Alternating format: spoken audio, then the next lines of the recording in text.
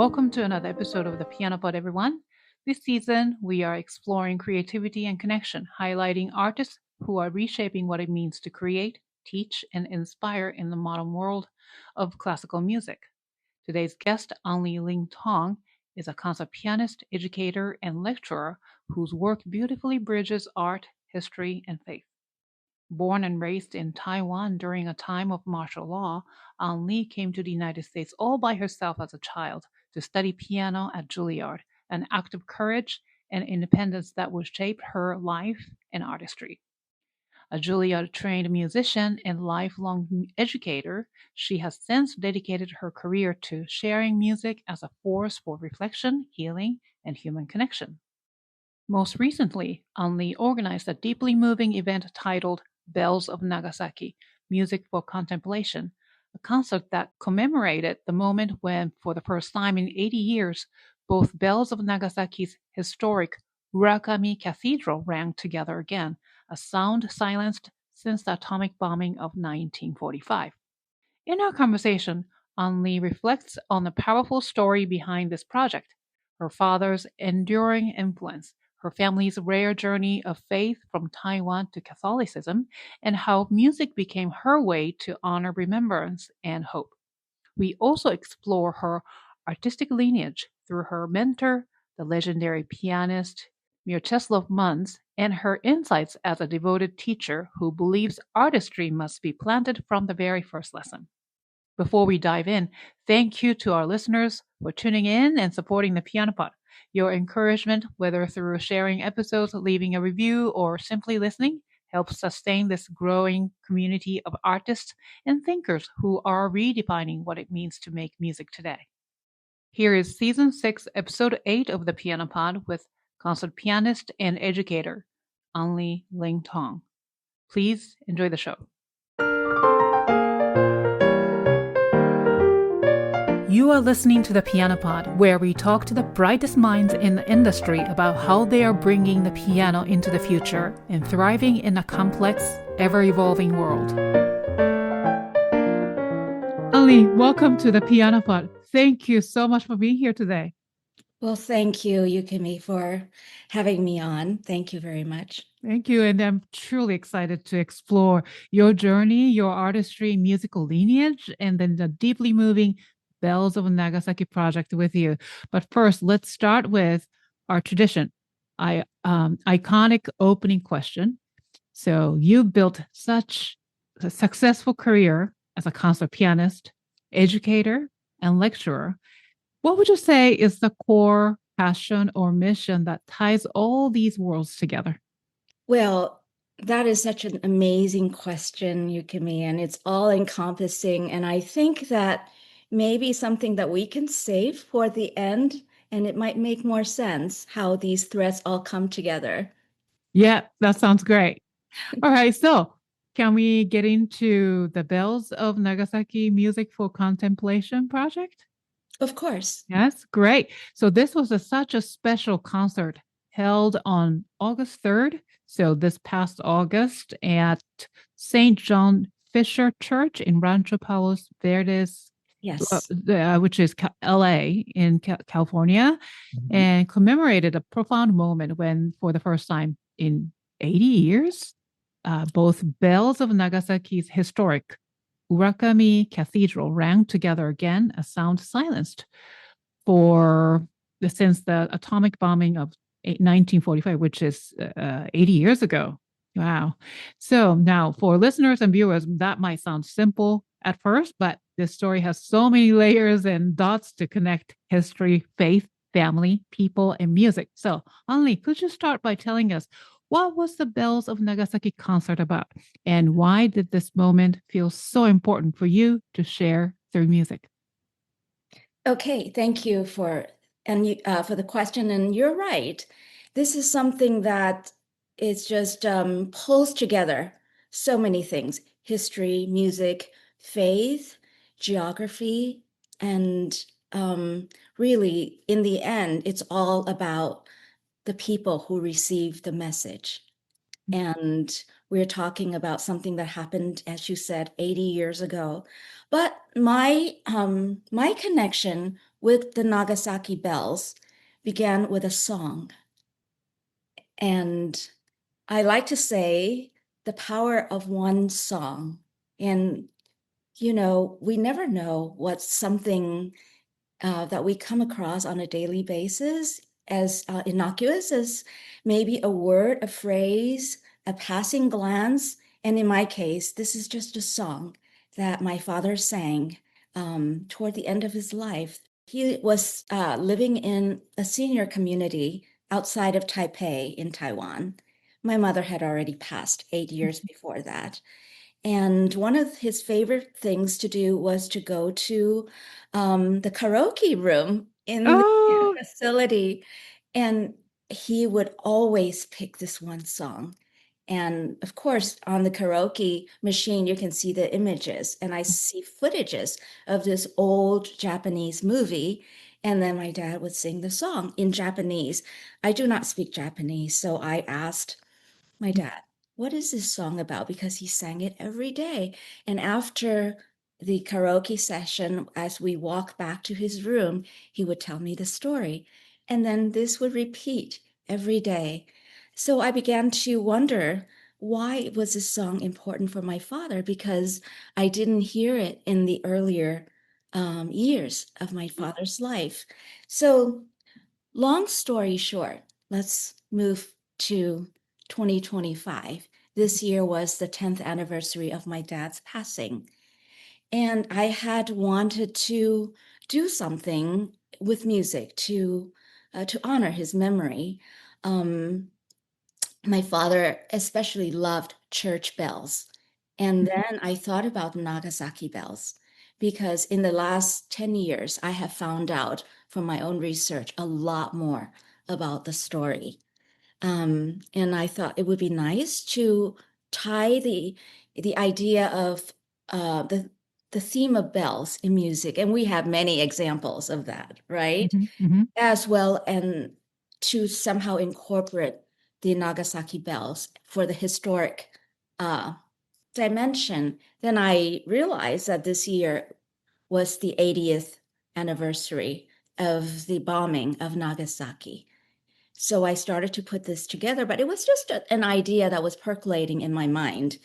And I was thinking that I would do it later in the year because I was recovering, and I am still recovering from a hand injury that I had a finger fracture in January 2024. And as a pianist, you know that, these things take a long time. Even when the splint came off, the finger healed, but the rest of the hand, I developed secondary injury. So it wasn't so easy to play. So I wanted to do it toward the end of the year, but something happened, and I think synchronicity would be one of the themes that could be included into your big question. What are the things that pull things together? And when you look back in life, I think everyone would have the same, similar, maybe thoughts that, wow, something that happened then, I never knew that it would have a certain significance 20 years later, 15 years later. And so the synchronicity of events, one of the first things that came up was I became a Catholic 3 years ago during the COVID pandemic. So in the last 3 years, I've been also learning about this new faith. I'm fourth generation Presbyterian. So my family is very, very devoted to the church and from the day that I was born, but I am the first Catholic. So in my desire to learn more about my Catholic journey, I have been reading, and then I was connected with an institute that was founded by the Archbishop of San Francisco, Cordileone. And he set up the Benedict XVI Institute. And the whole purpose of this institute is to promote beauty in worship. And I didn't know anything. I just needed to go somewhere and contemplate because I was in Taiwan earlier in the year to mark the 10-year anniversary for my dad. So we had some family memorial that included friends. But when I came back, I was once again sick, and I'm not a good traveler, so these things, as I was recovering, I was contemplating a lot about what I would do. And then I thought, okay, I received an invitation to join an artist retreat near Stanford, San Francisco, that was sponsored by the Archbishop of San Francisco. I had no idea whatsoever what that was. I thought, okay, a retreat is something that I go to, Mhm. to enjoy solitude, to meditate, and this is about arts and faith. It was very much along the line that I have found myself on this path in the last 3 years because of my new faith journey and many, many things in my life. I went through major upheavals in my life in the last 15, 20 years. So these things, it puts one in a mental space. And as musician and artist, we're always looking inward. What does music say, and what do I bring to my art? So these have been constant themes and threads in my thought over the past few years. So then I went there, and I did not expect to find the amazing, amazing collection of personalities that had gathered. It was a very exclusive group, not many, maybe 15 to 20 participants, but we had the most prominent architect in Catholic architecture, um, a great man who has built the most beautiful Catholic cathedrals and shrines in the United States. We had the poet, former past poet laureate of the state of California, sharing his new play on Seneca. And so it was an immersion, an abundance of riches, and it just stimulated my mind so much. And toward the end of the retreat, we were to share about what we envision as our new projects that we would do to embark on to bring beauty and art together with, worship and faith. And this was something that Archbishop Cordileone was really wanting to promote and bring back to the church. And the idea of the Nagasaki and the bell concert was it's just in a gestational stage in my mind. And because I went there without any kind of expectation, I did not know that I would have to offer anything, but I did. And to my surprise, Archbishop Cordileone loved the idea. He was very interested in the Nagasaki story.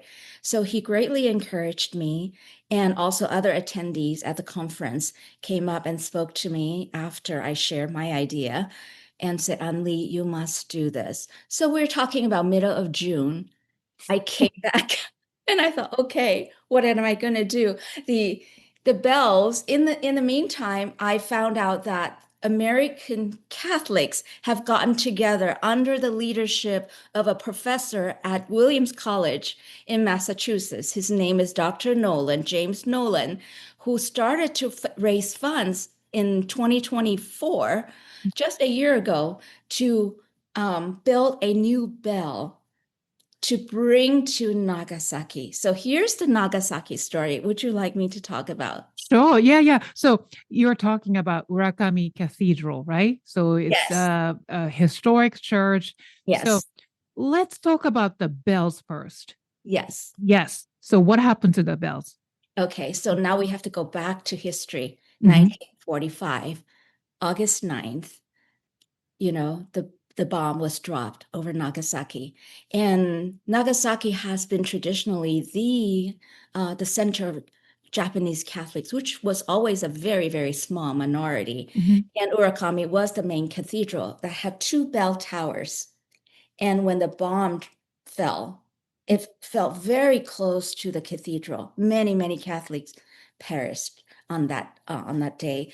And out of the two bell towers, both of them were heavily damaged. One was completely destroyed. The other one was heavily damaged, but they were able to salvage it. So since 1945, that the two bell towers, one has been completely empty, and there's just the remains of the charred bell that has been on display and has never been replaced. So Urakami Cathedral has operated with just one bell. And so Dr. Nolan's idea was, well, he had visited Nagasaki, and here's another amazing story.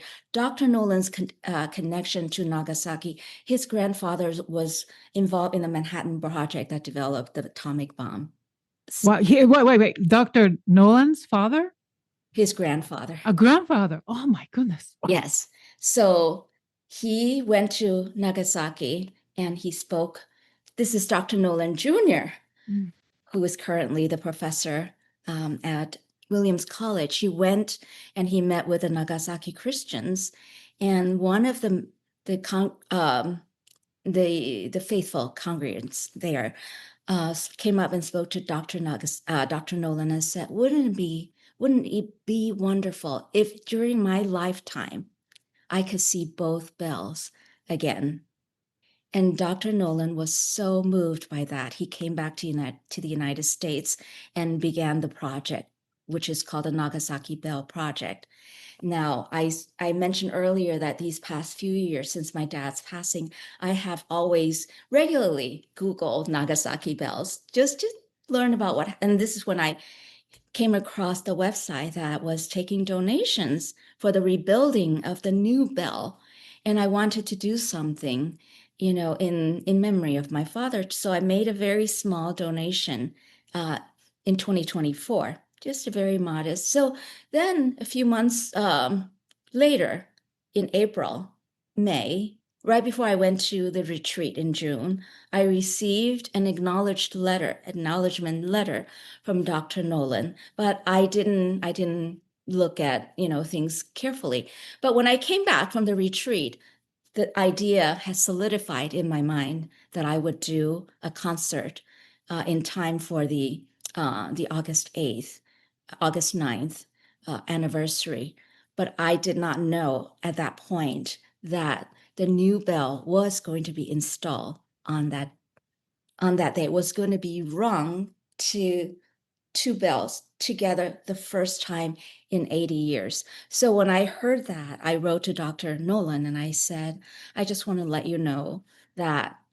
And I shared with him a little bit about my father's story, how I learned about the Nagasaki bells because he sang this song, and it has stayed with me all these years. And it planted a seed to my becoming Catholic, 10 years later. And I'm giving a concert, and Dr. Nolan wrote back, and he was very interested in my concert. And so he told me that the bells were already at that point on the way to Nagasaki, and the new bell would be consecrated and blessed at an installation ceremony on July 16th in Nagasaki. And then both bells would be rung together exactly at the time, 11:03, I believe, on August 9th. That's the time 80 years ago that the bomb fell. And it just gave me chills when I learned about that. So I went to my church. My new pastor had just come in, Monsignor Antonio. He came in on July 2nd, and I said, I would like to do a concert here. Would you approve it? And he loved the idea. So I had, 4 weeks to pull this together. Oh my goodness. And that's why it was incredible. And this is the genesis of the Wow. It's just so many layers, as I mentioned. It's just so beautifully, like timely wise, like put together. And so I want to know about the song. The song that your father used to sing, the title was The Bells of Nagasaki, right?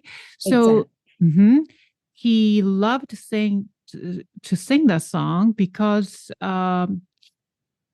he lived in Japan shortly.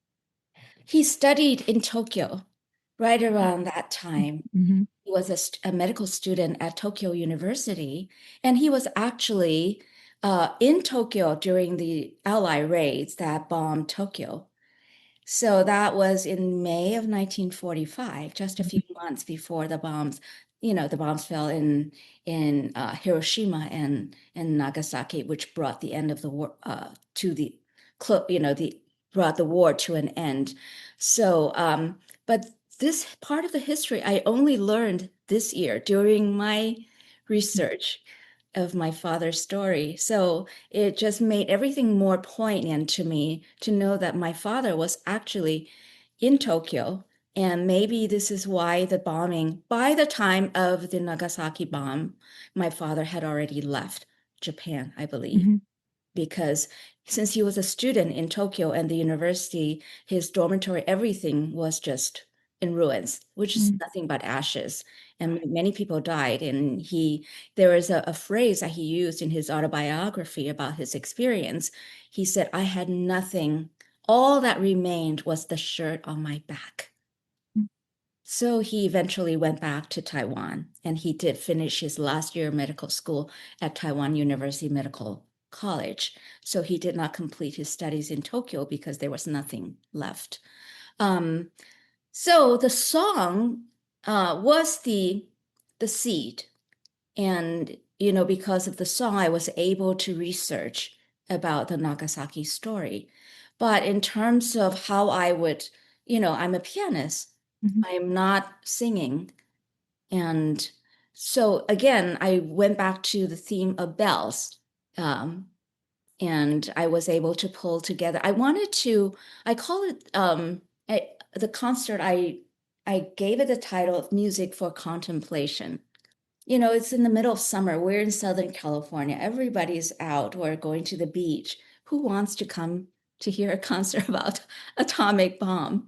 I didn't think that I would be able to have many people, but I wanted to do it, as just to mark the occasion and to honor my father's memory. So I had a piece, the Rachmaninoff Prelude in G sharp minor, which I love to play. And I want to talk about that piece a little bit because that piece was used by one of the big churches in New York City during COVID to mark the first anniversary of COVID lockdowns. And the Marvel Collegiate Church, their wonderful tech department, used my recording and made a video montage. And that was beautiful. And I saw how people responded to that.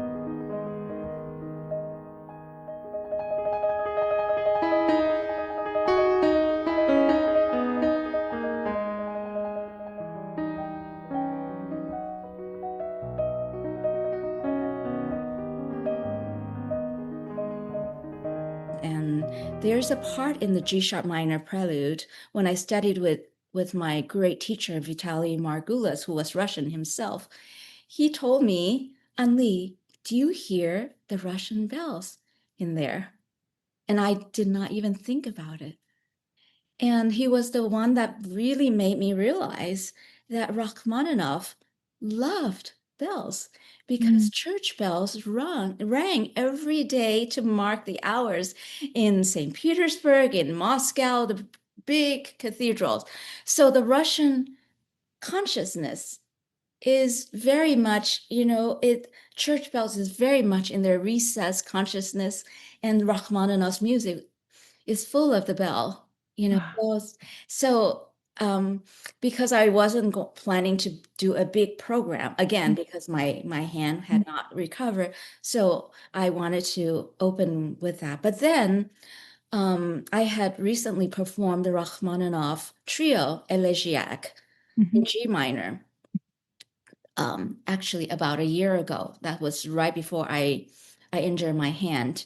And that was a very special occasion also because that piece, Rachmaninoff wrote it when his mentor, Tchaikovsky, died. Mhm. So it has that memorial aspect. So we ended up opening the program with a trio, and I dedicated to all the lost souls from the atomic bombings. And so it had a very solid opening with the G minor um, trio, and then followed by the G sharp minor prelude because of the Russian bells. And then after that, I followed it with a short piece by composer Frank LaRocca, who is considered his Mass for the Americas was commissioned by Archbishop Cordileone. It's over an hour long. Um, And so he's considered the most significant Catholic composer of our time. And I came across an early work of his before he started writing all this liturgical music, and it's called Meditation. And he wrote it for a friend who passed also. So it fit very, very nicely. It's entitled Meditation. And he actually came to the concert. It was a great honor that he came. Even though the piece was only three and a half minutes, he drove 2 hours from Claremont to come to my concert, and it just, it just fits so beautifully. And again, because it was very meditative, and also, for a friend who passed. Then I played also, and it included, do you know the Earl Wilde transcriptions? He wrote a set of transcriptions on Rachmaninoff songs. So Oh, I do not know Rachmaninoff. yeah, Yeah. I studied a little bit with Earl, and he helped me greatly, especially with um, Gershwin's Rhapsody in Blue when I was preparing that piece for orchestra performances. He was the most direct link I could find that's still living back to the Tin Pan Alley era. And so I was very inspired with what he shared with me. So he gave me some gifts, and which include his recordings of his transcriptions. So I listened to those songs every day, and I fell in love with them. And there was one in particular that I learned right away. It's based on Rachmaninoff's song "Oh Do Not Grieve," and the poetry is beautiful. It's based on the song by a Russian poet. Rachmaninoff wrote it first as a song, and then Earl Wilde took Rachmaninoff's song and transcribed it for the piano. It's a gorgeous transcriptions that I have played many times. So I incorporated into this program because I wanted the program to acknowledge the loss, to acknowledge the sorrow, to acknowledge all the mourning, but I wanted to bring it from that point on to something more hopeful. And "Oh, do not grieve," the text begins with, "Oh, do not grieve. Oh, do not grieve, but you must live. It is our part to live." And it is the angel sent by God to wipe our tears. So I want to bring it out of that, and that's actually underlined by Dr. Nagai, who wrote the book, The Bells of Nagasaki. He himself, his wife passed in the cathedral bombing, and he died a couple of years later. And he's devoted his life to writing about the Nagasaki story and to encourage people to focus on forgiveness and hope. And that's the symbol. That's what the bells symbolize, is the message of forgiveness and hope. So I needed to end on a note of hope. So "Oh, Do Not Grieve" was my transition. And then I went into, actually, our music director is a wonderful trumpet player.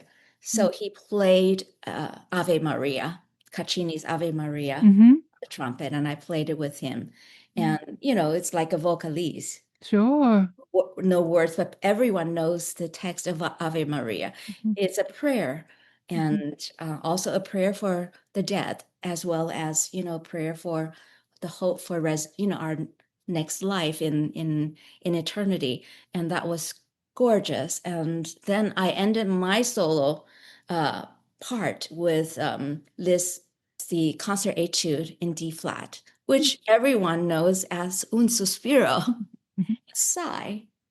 And I love playing that piece in conjunction with my faith themed recitals, which I began to organize a few years ago. I call it music and musings. I would use either a verse, a Bible verse, or a poem that evokes, faith. And there's a Bible verse from Romans chapter 8 that says, when we do not know how to pray, when we have no words to pray, the Holy Spirit is making utterances or sighs for our prayers. So when I saw the title, this "Un Sospiro," which means a sigh, I loved it. So I used that for my performances with that verse. But for this program, somehow I began to realize that the ending, actually, he wrote a second ending.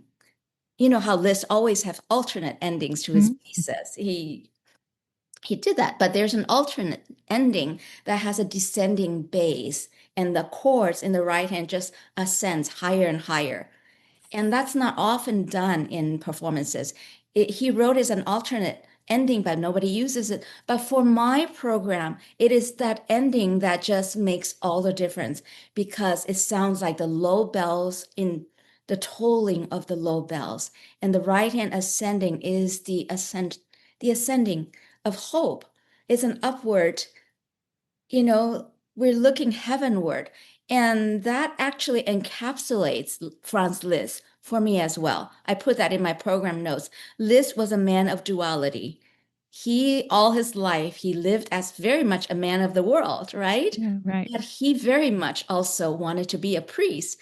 There's a faith aspect he was always in this tug of war. Right. Toward the end of his life, he actually went much, much more toward the spiritual aspect. So that alternate ending with the low descending bass line and the ascending, he loved to use augmented chords, right? He would go from diminished to major to augmented, which was his way, his musical language. Whenever he used augmented chords, it symbolizes heaven. So I did that, and that was my transition. And I asked the organist to chime on the organ with the bell chimes. And I explained to my audience that this is our anticipation of the ringing of the bells that will take place in Nagasaki on August 9th. Yeah. So we chimed 10 times because on August 9th, they would ring the bells at the 11th hour in the morning. So that was my prelude to Nagasaki. And just an unbelievable set of circumstances, we were able to get the score, which was very hard to come by, of the song of Nagasaki itself that my dad sang. Yes. And it was actually a theme song of the movie based on Dr. Takashi Nagai. That's the man who wrote the Nagasaki story. Let's clarify a little bit, Dr. Nagai, because sounds like, the root of this whole project, well, for you, this concert comes from the song, right?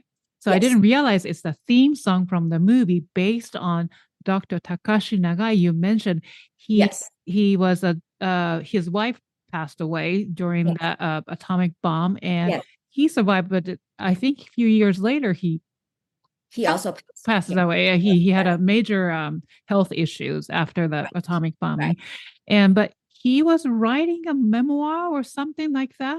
Yes. So he was a radiologist. So he was actually working in the hospital when the bombs fell. And that's why he was far away from the cathedral, where that was the center where the bomb had the most damage. So he went back to the ruins. And the only thing he found, because everything was ashes, and he found his wife's rosary among the ashes.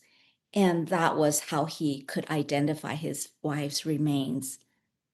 And so, based on that, he wrote a book of the story. And he said that finding the rosary gave him a lot of comfort because he realized that meant that his wife had the rosary and she was praying until the moment of her death, and that she was most likely very much at peace. And so that was the basis of his book called The Bells of Nagasaki. In Japanese, it's called Nagasaki no Kane. Kane is bells. And that book became the basis of a movie that came out in around 1950. The movie was made and became a big hit. So the song Nagasaki Bells that my father sang was that theme song from the movie. So it was a kind of a popular arrangement, that's why it was in karaoke.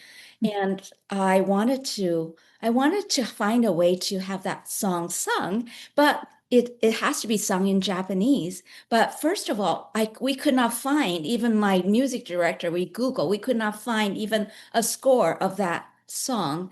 But somehow, with help from my son-in-law, who's a music consultant in New York, he was able to find a four-part, choir arrangement, but it's in Japanese. So we were able to find an English translation, and a kind lady from church then inserted the English translation, but it also the Japanese pronunciation right into the score. So our church choir, none of them spoke Japanese. They were able to learn to sing the song in Japanese.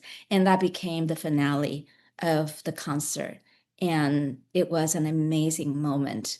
And people were in tears. It was so moving. And my part was done by then. I just sat in the front pew and I enjoyed hearing the song. And it was an amazing kind of a full circle moment.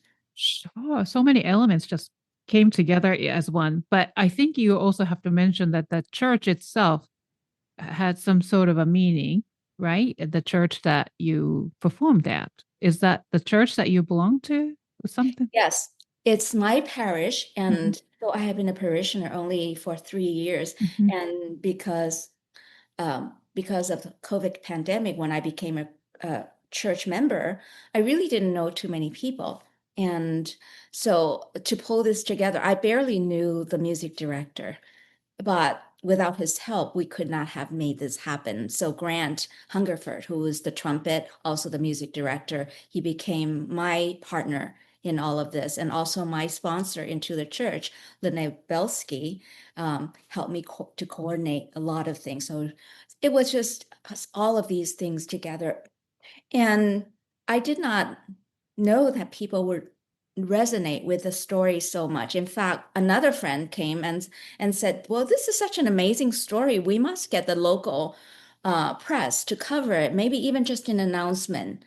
And lo and behold, they asked me for an interview, and they said, "Well, just be a very short interview, a very short article, maybe just a mention of of the story." And then 3 days later, they called me. They said they would make it the cover story. Oh my goodness. So Wow. 3 days after our interview, 2 days before the magazine had to go to print, they called me and said, "We're going to make this the cover story." And the writer Bondo Wistanowski, I'm sorry, I just said it wrong.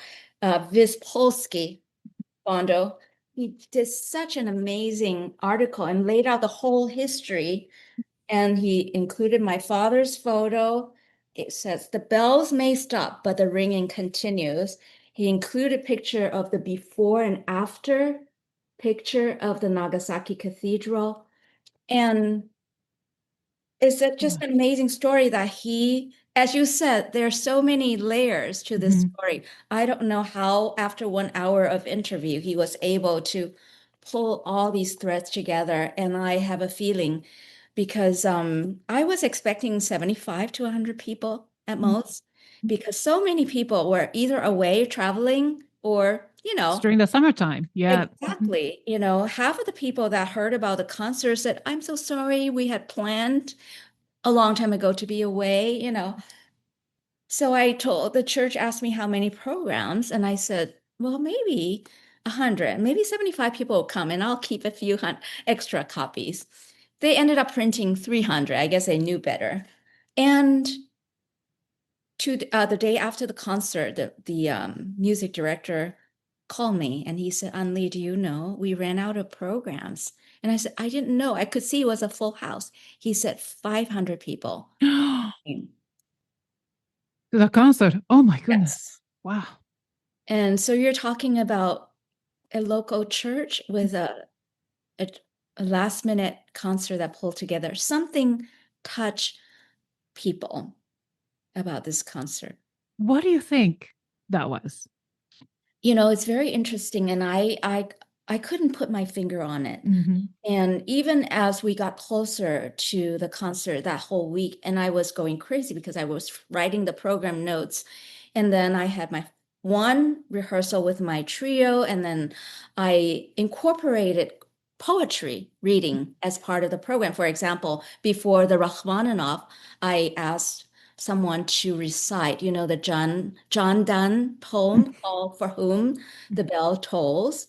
It's a beautiful poem. So I had asked one of the lectern recitation. We have people that recite Bible passages, and here's a gentleman, Anthony, who has a beautiful South African accent. And I said, would you kindly do the honor of reciting the poem For Whom the Bell Tolls? And even before the concert, he came to me and he said, Anli, something about your concert touches a nerve in our community. But at that time, I didn't know what he meant. It was after the concert, and I saw how many people showed up. I don't know where the people came from. And then in the greet and meet afterwards, people were coming up in tears.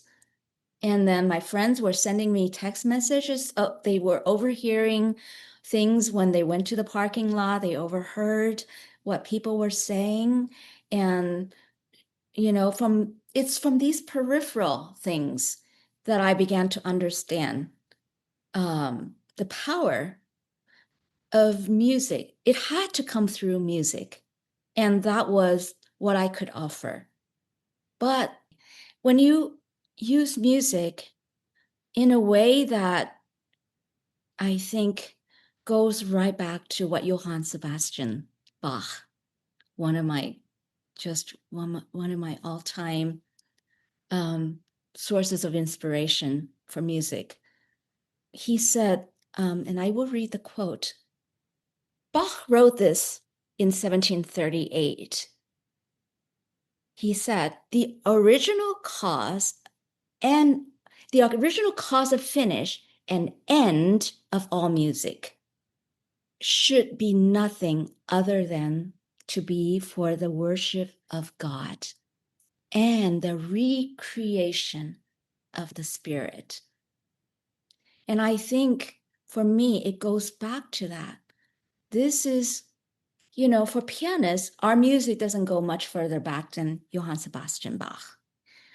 And so all the inspiration, I share with my students all the time, that Bach, his insignia was SDG. Every piece, at the end of a piece, he signs his name with SDG. And what does that mean? Soli Deo Gloria, which means for God's glory alone.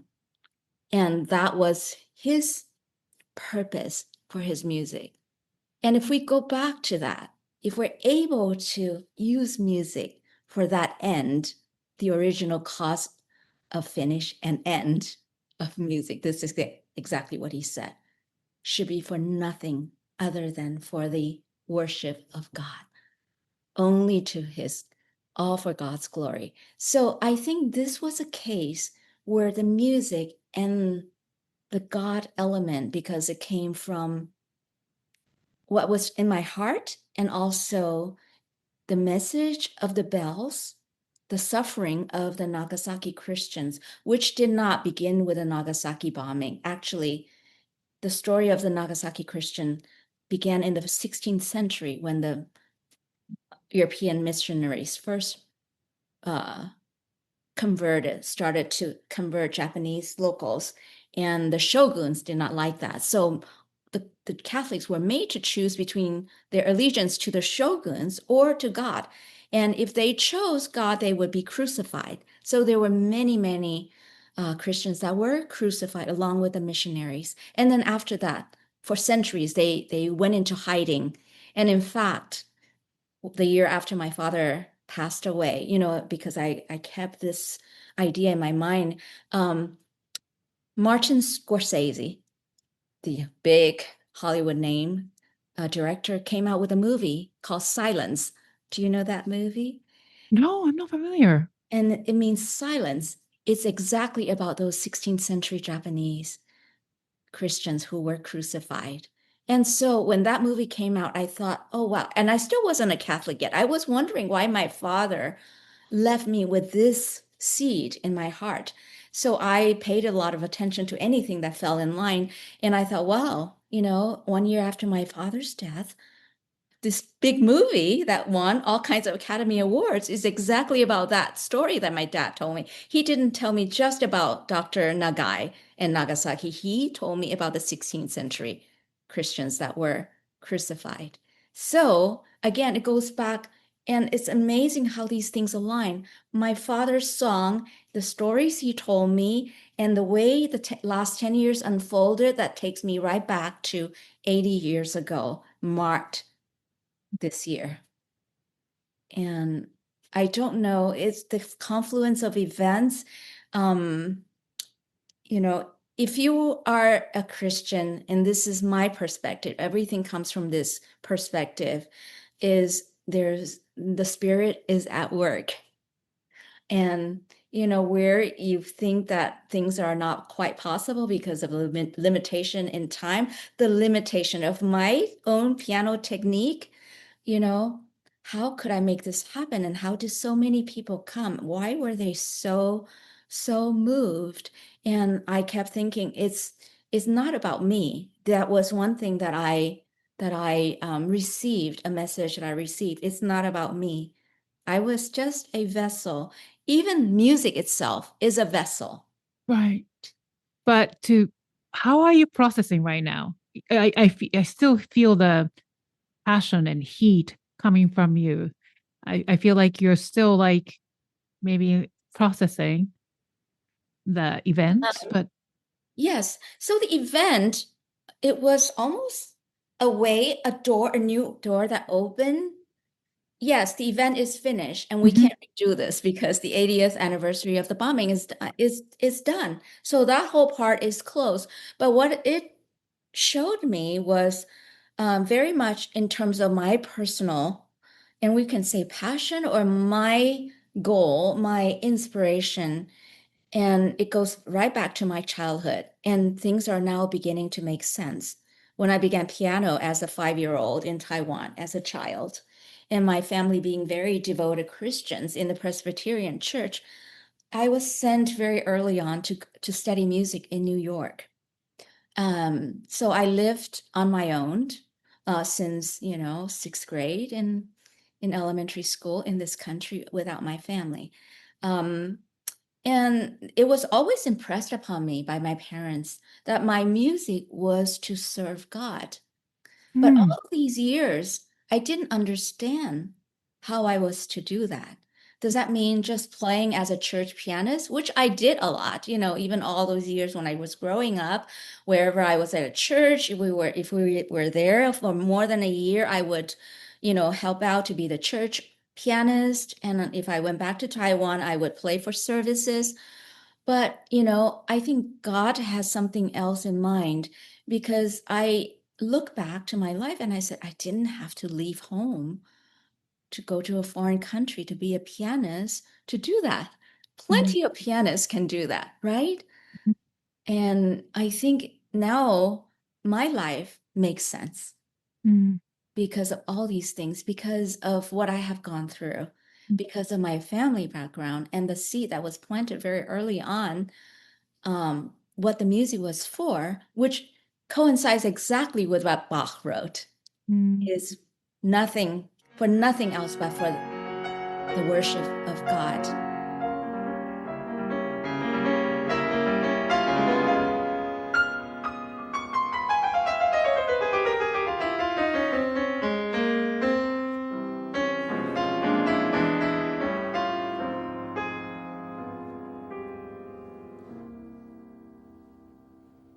I guess I want to talk about your father now. And he nurtured your talent, and he literally tutored you at the piano, right?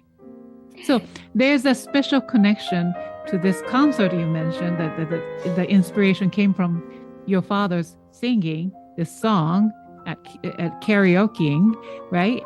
But then there is a lot more story with your father's relationship. So can you tell us about how did you briefly mentioned about how you started your musical journey and it came to the United States on your own, but let's start with your father. Yes. So my father was by profession a doctor, a surgeon, and he had quite an extraordinary life. In fact, there are documentaries about him and books about him. Really? Oh, But wow. because, yes, so we can consider his life was really a product of time and place. Time being the upheavals of World War II and the subsequent political changes in Taiwan, which is my native homeland. And so just to kind of make it short, after he came back from Japan because Tokyo was bombed, he came back to Taiwan and began his studies at Taiwan's, it's the most elite medical school, the Taiwan University Medical School. But around the same time in 1948, 49, Taiwan had just was coming out of the Japanese colonial era. And because Japan lost the war, the Allies took over Taiwan. But they didn't have a chance to settle the question of what was Taiwan going to be. And in China, the civil war broke out between the communists and the nationalists, and the nationalists lost. So if you remember, in World War II, the Allies included China, the United States, and Great Britain. The Axis included Japan and Germany, and Italy. So Japan and China were opposite ends. Right. So for my father's generation, they went through a period, they thought they were Japanese because they grew up under 50 years of Japanese colonial governance. And uh, for my parents, Japanese was almost like their native tongue, Mm. and they didn't even know anything about China. And then after the war, that's gone, and a new government came to Taiwan. First, it was supposed to be a government in exile because when they lost to the communists, the United States, being allied partners with the nationalists during World War II, wanted to help them. So they said, come over to Taiwan, which is under US jurisdiction, and wait, and stay here. And they were hoping to fight back to recover all of China. That never happened. So that nationalist government became entrenched in the Taiwanese geography, the territory. But of course, as you know, when you have these uh, forces that conflict, the Japanese was made Taiwan a very organized island, but most people spoke Japanese. And the Chinese came, there was a lot of conflict. So out of these conflicts, um, people were arrested, of course, Mm. and the nationalists began 40 to almost 50 years of martial law. It's the longest period of martial law in the world.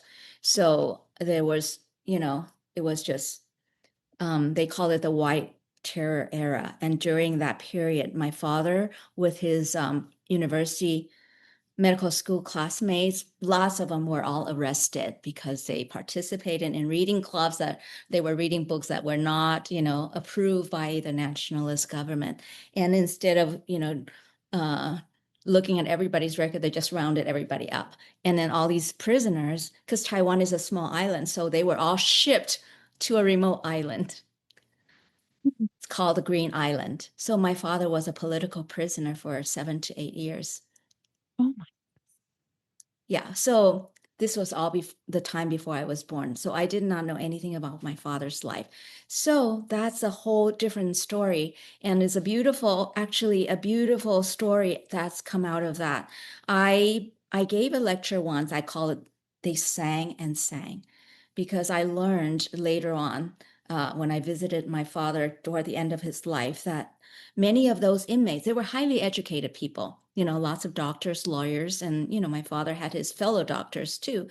And they were, part of their education. A lot of them love classical music. A lot of them love music, you know, to begin with. And they would use wood from the tree and whatever. They make their own instruments. They created their own band and they love to sing. So singing was one of the ways they sustain their spirit. And so my father, after he retired, he taught himself how to compose. He wrote over 30 Christian hymns. He wrote pieces that have been transcribed for solo piano that I have performed.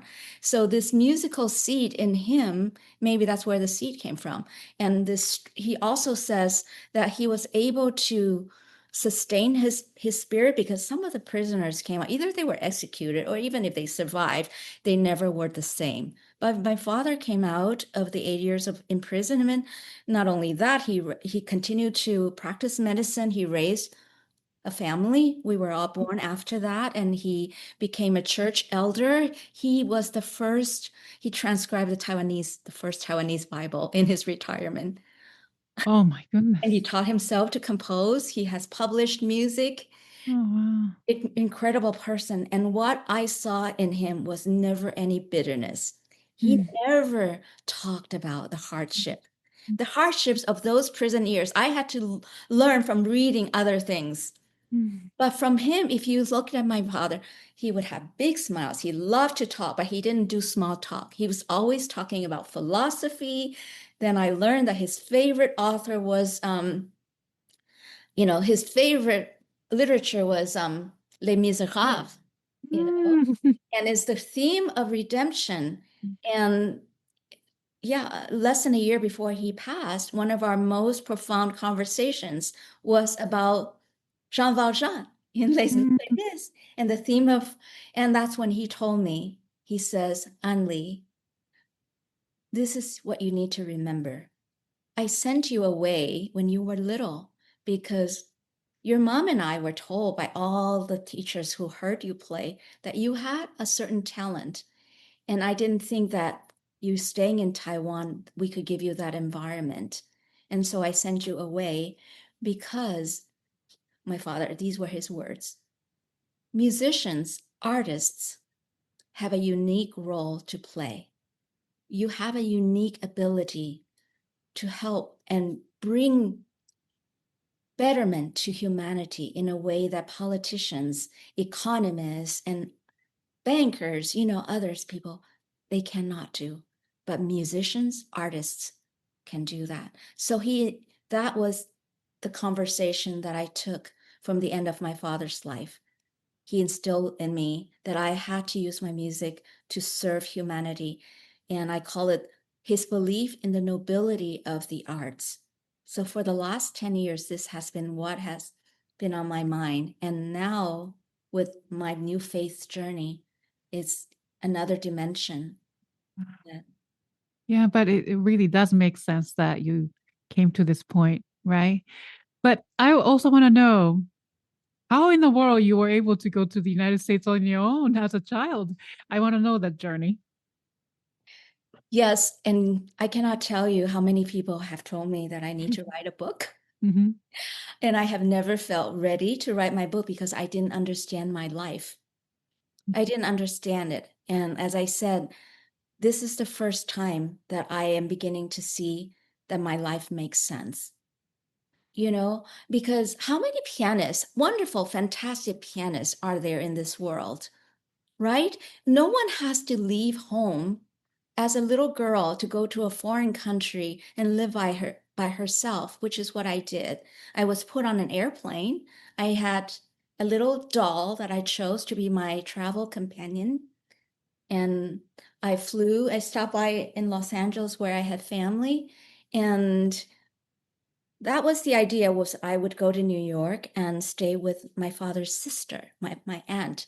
However, and my older sister, who was living in Los Angeles, decided to join me once I arrived. So she went with me to New York, but she got married within 3 months. So shortly after that, I was really on my own. So I would rent a room in somebody's apartment. And there would be a little piano. My parents, bought me a little upright piano. So my room would be just my bed and my piano. And I went to two schools. I went to Juilliard Pre-College for music, and I went to a regular school for regular school day. But I did all the cooking, paying rent, all my laundry on my own. So I Wow. was living exactly like that. Wow. That's impressive. Wow. So then there's a story of a very influential teacher that Yes. you met when Yeah. you were still very small, like 9 years old. 9 years old in Taiwan, right? Yes. Yes, his name is Mieczysław Munz. Of course, he's a very well-known uh, teacher and also pianist of that time. And so he came to Taiwan and you met him. Yes. Yes. I was brought to play for him. And you know how these great masters, they travel the world and they hear students. And then if they like them, they'll invite them to come and study. And Mr. Moons happened to love teaching young students. He was already a professor at Juilliard. He taught at Curtis. He taught at Peabody. He taught at Manhattan. But I think he specialized in bringing very young talents. As you know, Emanuel Ax was very young too when he started with Moons and studied until he became a great artist. In fact, one of my first lessons at Juilliard Pre-College, I remember somebody coming into the studio, and I barely spoke any English, and it was this big guy. It turned out to be Emanuel Ax, who spoke Polish, and the two of them, Emanuel Ax and my teacher, they were just speaking Polish, and I looked at them. I didn't know what they were saying, but I was his only student at that time in pre-college, which I didn't know, because when you're young, you don't know. I met him.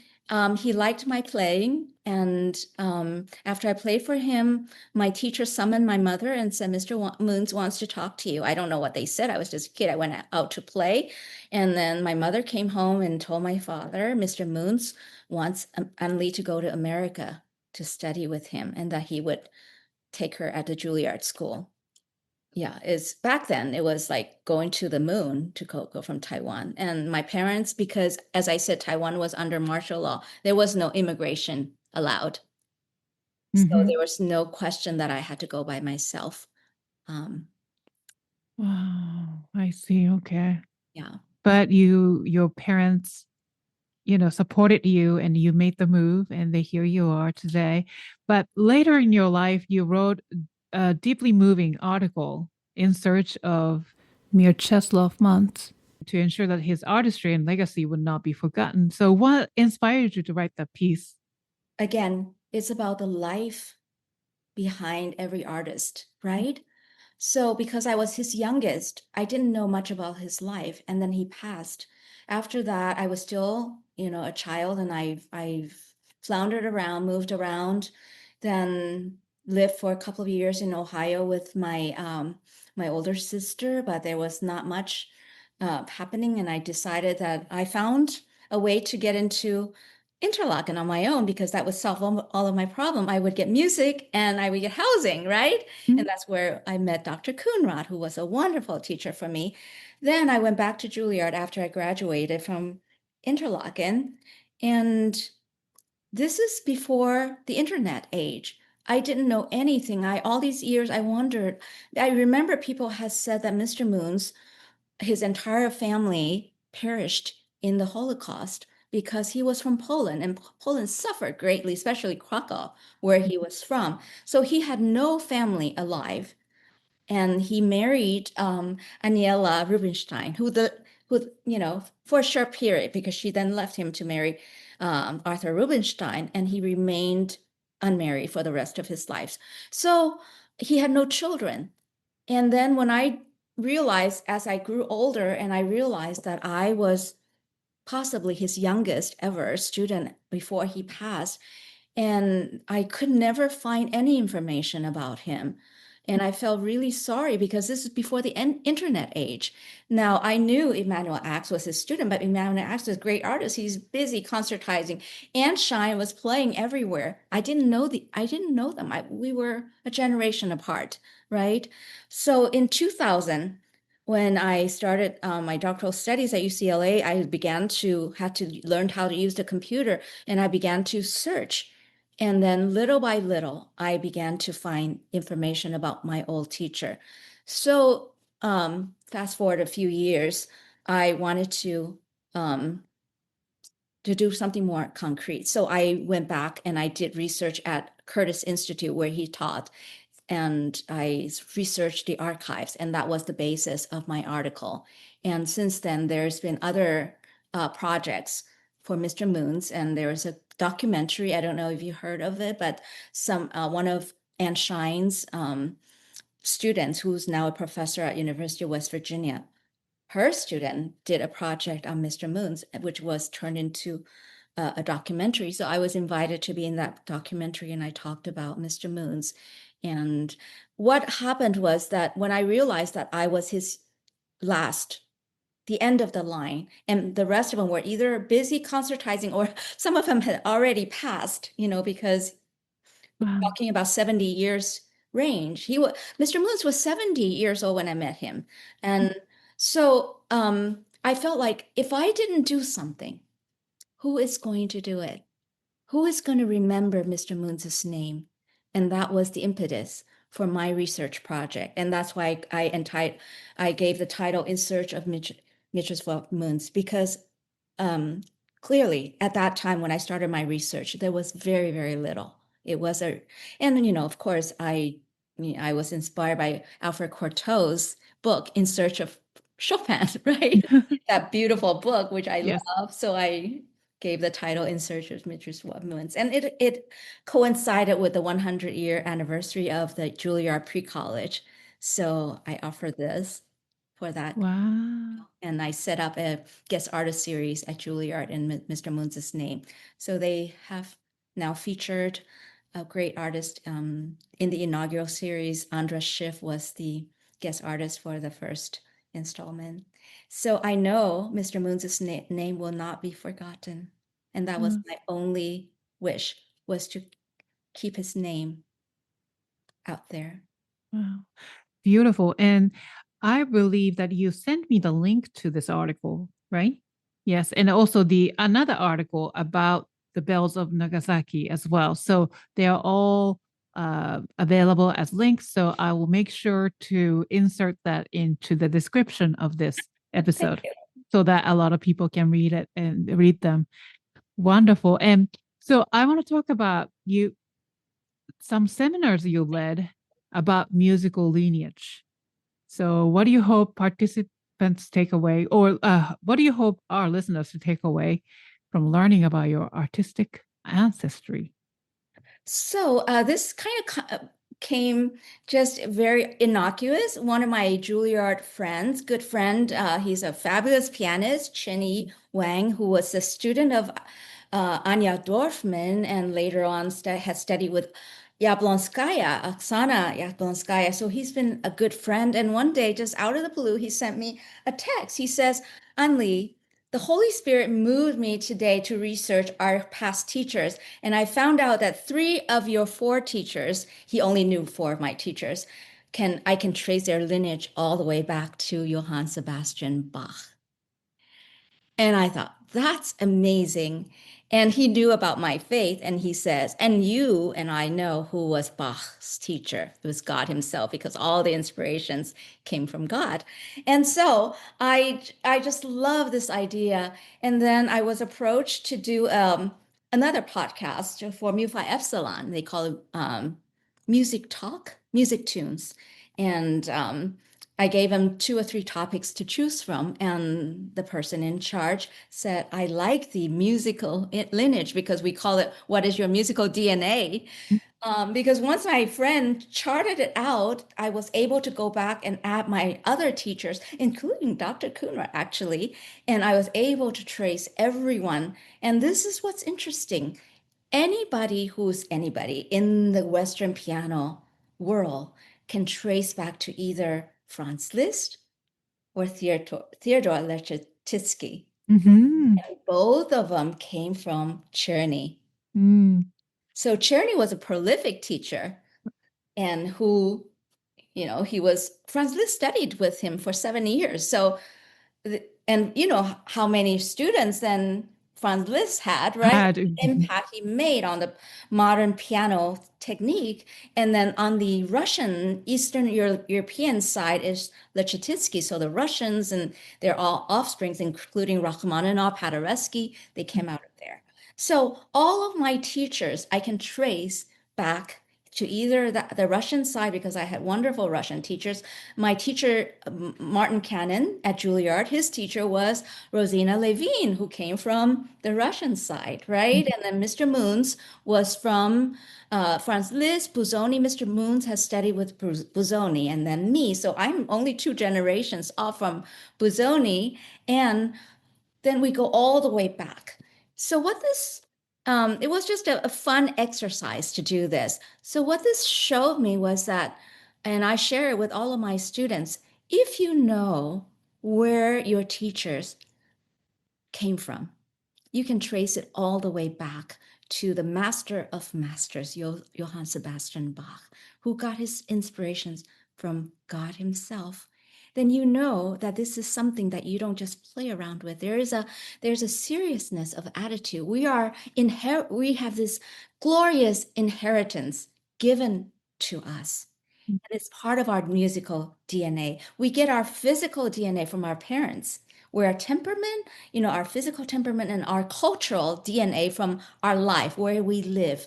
And then you put that all together with our musical DNA. That makes each one of us unique because you cannot duplicate anyone the same way. So each of us is unique as a musician. We have something unique because the musical DNA, the physical, biological DNA, and our cultural DNA combined together makes us the artists that we are. And so you should all cherish your own heritage, your parents. Give thanks to your parents for the experiences you had, whether they were good or difficult. Like my life had many upheavals, but that's all part of what makes my life experience a little bit deeper, and that comes out in your art. So that's the whole idea behind this musical lineage. Yeah, and you're as I'm talking to you, you're such a wonderful teacher and educator as well. And in your lectures on pedagogy, you often talk about how to plant the seed for artistry from the very first lesson. And you mentioned about Dr. Michael Kumrad, who happened to be on my show a couple of years ago, and he is actually the one who connected me to you. He Yeah. mentioned that your fascinating discussions on nature versus nurture in developing musical artistry. How do you approach that in your teaching? What does it mean, nature? I mean, I know what nature versus nurture means, but in your definition in musical pedagogical sense. Yes. So I have to say, I want to give credit to Dr. Shinichi Suzuki. You've heard Suzuki method. So when I first graduated from Juilliard, I didn't know how to teach, but my first job, we had moved to Chicago and I was hired by a music school, and all they wanted was Suzuki teacher because Suzuki was so popular. And I'm like 24 years old. I just needed a way to make income. So they sent me to get Suzuki training. But what I found was not so much the method, which unfortunately I see that is not really applied well. And I feel that Suzuki method is very much misunderstood. But the basic idea of the Suzuki method is really universal. And, Joseph Levine, who was Rosina Levine's husband, he wrote a beautiful little book on piano teaching, right? One of the chapters talks about the beautiful sound. It has to start with the beautiful sound. The Suzuki method mentions that as the first lesson, but the other thing, it really touches on nature versus nurture. Suzuki believed that every child has the ability to learn music like it's their native tongue. And in this regard, is very much different from my kind of training, Juilliard, conservatory, it's all about practice and talent, right? But Suzuki is the one that believes in the nature of a child, and he equates that with a child's ability to learn the mother tongue. Every child can learn to speak their mother tongue well, but you have to repeat. A child hears the word mommy, mommy, mommy. In the beginning, they can't say it, but after a few tries, they can do it. And that's how they learn words. So it's the repetition of sound and the idea of encouragement. A baby who can't say mommy doesn't get scolded. Right? So as a teacher of very young students, which I ended up with 50 students at that I had 3 schools that I was teaching. Half of them were under age 5. Mm. So I have a whole crop of very young students, but this philosophy touched me greatly. And it's all about modeling a love of beautiful sound and how to get it, how to use encouragement, not praise. Don't say, Mm. oh, you're so good, you're so talented. Say, Mm. I love the way you positioned your hand. I love the way you touch the key. Mention, talk about what they do, not who they are, Mm. and they will gain confidence. In the end, Suzuki's goal is to raise children to become noble human beings. And I think that philosophy is beautiful. And it's very much in line with everything that I was raised to believe. And that's why I love the method. Yeah, it's unfortunately misunderstood, but the philosophy is something that I hope that all teachers will take some time and think about that. What, the nature is the ability to learn. The nurture is parents, teachers, the environment making it possible for the child to flourish like a flower that can bloom with the right amount of water and sunlight. There's another quote I would like to share about Franz Liszt. Franz Liszt wrote a manifesto in 1836 called On the Position of Artists in Society, which is an amazing essay. But he was encouraging people. He says artists and musicians must leave the temple and go out into the world and to serve, to enrich and ennoble your fellow human beings. And this was his words. I could send you the exact quote, but I think I have it here. This is from his manifesto, 1836. He says, today, art must leave the sanctuary of the temple and expand into the outside world to seek a stage for its glorious manifestation. Music must recognize God and people as its living source, must go from one to the other to ennoble, to comfort, to purify man, and to bless and praise God. Beautiful. And it's beautifully written. And I came across that quote a long time ago, and it has always inspired me. So I actually loved doing benefit concerts because Mm. in my mind, this is one way that I am serving in the spirit that Franz Liszt encouraged all of us musicians to go out. We must leave the temple, he said. Not Mm. just be in the temple for me means the concert hall Right, right. or the Yeah. conservatory. That's what we were trying to do. Oh, yes. We spend our Mhm. entire lives working on our repertoire and our technique to play a concert in a Right. concert hall. But Franz Liszt is saying we must leave the Mm. temple and go out into the world to enrich and ennoble. I love that word, to ennoble. I am teaching some gifted students too, and their focus is to really get into schools, certain schools, Yes. and which is rightly so. But then some of the students may start feeling anxiety because the focus, the goal is just to this one thing, specific thing. You mentioned about temple, but then I always try to tell them, think much bigger, wider.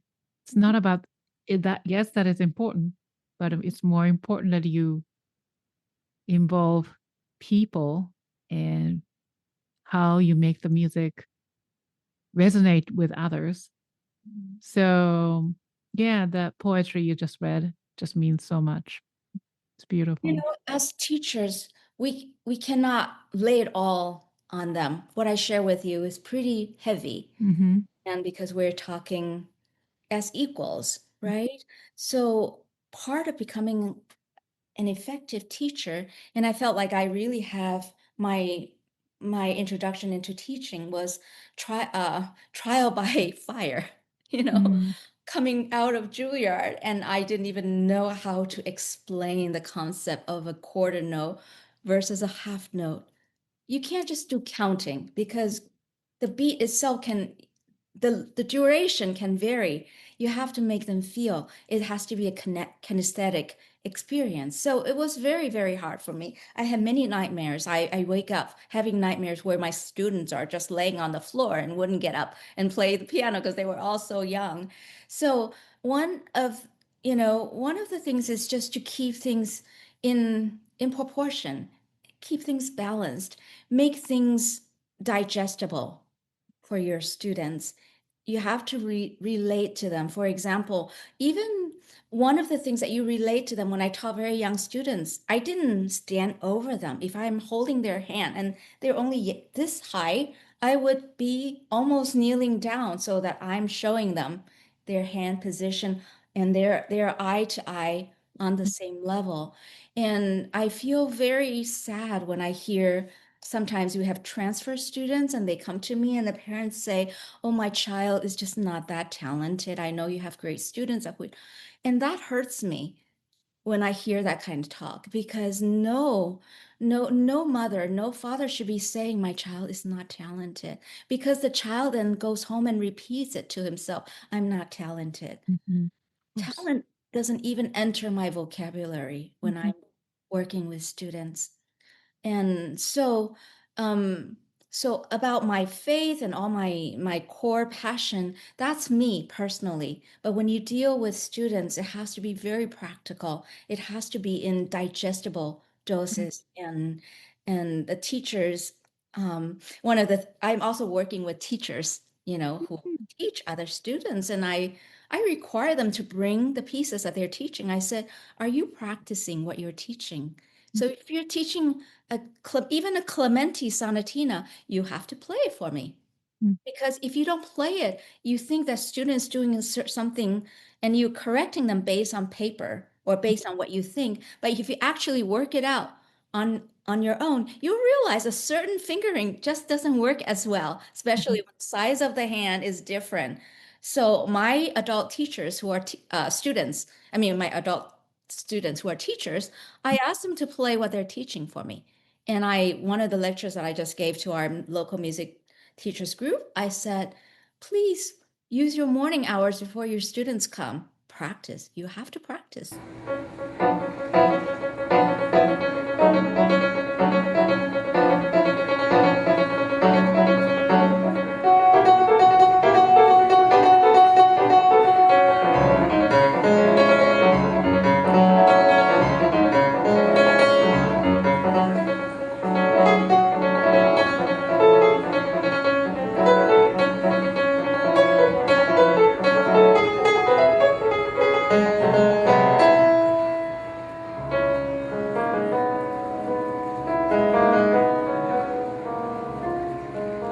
So we're coming to closer to the end, but I want to ask two more questions. One is going back to the first question I asked about your mission and passion. So now it's time for you to maybe putting all these things together. Yes, I think my mission and my passion, again, so the three aspects that I've kind of talked about in a very broad way: faith, music, and my life. The life was given to me by my parents. The faith is from God. The music is this gift, really from God, and also a skill that we spend our lives cultivating and perfecting as much as we can. So the three quotes, or the three main philosophical quotes that I shared, the one about from Bach Mm, about music, the only reason is to worship mm, God. And then that is the faith part. The cultural part is what Liszt told us to do. Get out of the temple. The temple, we spend our lives practicing 100 hours on one etude, and you play for a select group of people who may not even understand it. And does your plumber, your gardener, can they appreciate what you do? No, we can't be so elitist, you know. Come out of the temple. What does he say? Music, to seek a stage, to expand into the outside world, to seek a stage for its glorious manifestation. And so the purpose of my music is to do all of that, to bring the music out. And then my life part is just gratitude for my parents and for, even though they sent me away very early on, it was a difficult decision for them. And I went through a lot of hardships, but these are my lessons, and they come back in my art. Life gives you the fuel, the lessons that you need to refine yourself as a human being, and art can only come as a result of that. Otherwise, there's no art. It's just empty. Yeah, absolutely. Yeah, yeah. So, what's next for you? Is there anything exciting project or Yes. concerts coming up? Well, as I said, I'm kind of taking it easy, and I have things planning, and I have projects in mind, and I hope that someday we can have another conversation Oh yeah. about some of the projects which I'm very excited about. But again, it will be kind of in alignment with what I talk about. Mm, Not beautiful. just to give another concert playing, Hammer Clavier, which actually is not in my repertoire, but you know what I mean. Yes, Always yes. trying to aiming for the Mount Everest, and which is fine and it's wonderful. I just watched the Chopin competition. It's very inspiring that these fantastic, very young pianists, they're giving their life to achieve. But I hope that all of them will then live life so that their art will deepen. So, Yeah. yeah. So, these amazing pianists can go on and give those concerts, but I hope that my music and my life will come together in such a way that, I can give something a little bit more unique. And how would you like your artistry and legacy to be remembered? I know you're still very young, but what kind of connection? Oh, what kind of artistry and legacy to be remembered? I think maybe someday one of my students will remember me as I remember Mr. Munz. Wonderful. So this is the the end of our conversation, but we have one more thing to do. But is there anything else you want to mention before we go? I am just in awe of people like you. Like I said, I'm so social media shy, but you are someone that represents, the current and the future. You are able to bring technology into service of the arts. So I congratulate you. Thank you so much. Thank you. Yeah. So before I let you go, we have one more thing. It's called the Piano Pod's Rapid Fire Questions, and we take this segment very seriously. I didn't So expect this. you've shared your stories and expertise today, and but these questions, carefully curated by me, will give our listeners a glimpse into who you truly are. So, but let's really make it fun. So we'll start with the first question. What is your comfort food? Tofu. Ah, yes. All forms of Ah, tofu. yes, same. How do you like your coffee in the morning? Black. Black? Cats or dogs? I've had both. Okay. Sunrise or sunset? I'm a sunset person. I'm not a morning person. I appreciate sunsets, but I'm never up at that hour. So Mhm. sunsets I enjoy every day. Great. Summer or winter? That's a good one. I'm not sure. It depends on what location, right? You're right. I think I can enjoy elements of summer and facets of the different weather. I think that's important in one's life to have the different seasons. You're right. Yes. All right. Now, next level. What skill have you always wanted to learn but haven't had a chance to? Swimming. Oh, okay. What is your word or words to live by? Gratitude. Mm. Favorite venue you have ever performed in or any dream venue? I don't have one. But I love playing for small audiences, Mhm. the salon situation. But I also had a really fun time playing in a big amphitheater. It's like a mini Hollywood Bowl. And that's when I did the July 4th Gershwin Rhapsody in Blue. Oh, wow. And it was, there were thousands of people there and they were a rowdy crowd, but in that way it was fun. And they were supposed to have fireworks, but that year, because of all the fires in LA, they didn't do fireworks, but they did laser Oh, show afterwards. And that was so much fun. oh, that's cool. What is the most important quality you look for in other people? Honesty. Mhm. Name a composer you wish more people knew about or play. For piano, really, everyone that's played is pretty much, we have Chopin, of course, Rachmaninoff, Mozart. Bach, I think I would like to hear more Bach. I don't know why in Southern California, I discovered, when I was doing my early music training at Juilliard on the East Coast, or any college auditions, they require Bach. But that's something I'm finding kind of missing in California. I would love to see more of that. And I think if more people can play Bach and study, a lot of things would be right. Yeah, absolutely. Two more questions to go. Name one piece in your current playlist if you have one. In my current playlist, Uh-huh. on Name my one song in your playlist. Well, it doesn't matter. It doesn't have to be classical. Surprise us. You mean recorded or something that I play? So something that you listen to. Oh, something that I listen Mhm. to. I love Piazzolla. Oh, which one? I play the Four Seasons on the piano, but I love Really? Oblivion.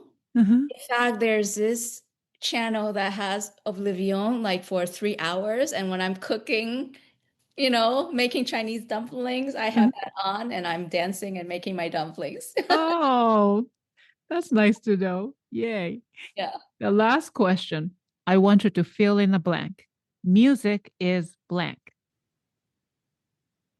Music is heart. Beautiful.